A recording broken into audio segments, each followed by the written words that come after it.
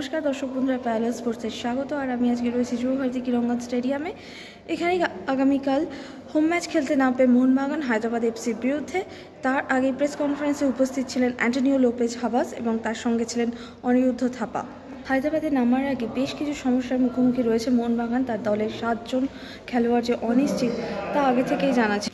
পাশাপাশি হায়দ্রাবাদেও কিন্তু কাট্টিমানি, গোলকিপার কাট্টিমানি ছাড়া আর কোনো অভিজ্ঞ খেলোয়াড় নেই। তরুণ ব্রিগেড নিয়েই মাঠে নামবে হায়দ্রাবাদ। তাহলেই যে হায়দ্রাবাদ এফসি সহজ প্রতিপক্ষ হয়ে যাবে তা একদমই মনে করছেন না কোচ অ্যান্টনিও লোপেজ হাবাস। তিনি বলেই দিয়েছেন যে হায়দ্রাবাদ এফসির সঙ্গে যথেষ্ট চ্যালেঞ্জের মুখে পড়তে হবে মোহনবাগানকে, কারণ তাদের দলে 7 জন খেলোয়াড় নেই। এটাও একটা বড় সমস্যা মোহনবাগানের কাছে।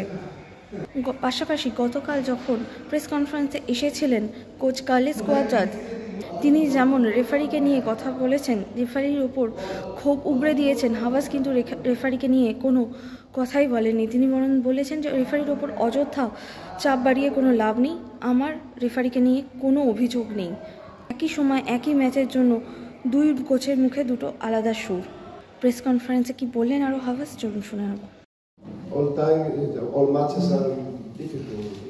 In Super Cup or in ESL, we have to keep the same attitude, the same level, the same competition against one opponent or another opponent. We had some doubt about the team and what is not prepared for the match because he injured short distance, but not for tomorrow.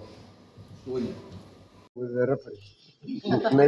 maybe tomorrow after the match is different. But now I am very happy because they are professional also. It's not good that the coach all time talking about back to the referee. I think that it depends to the performance. Tomorrow, for example, I can talk, but now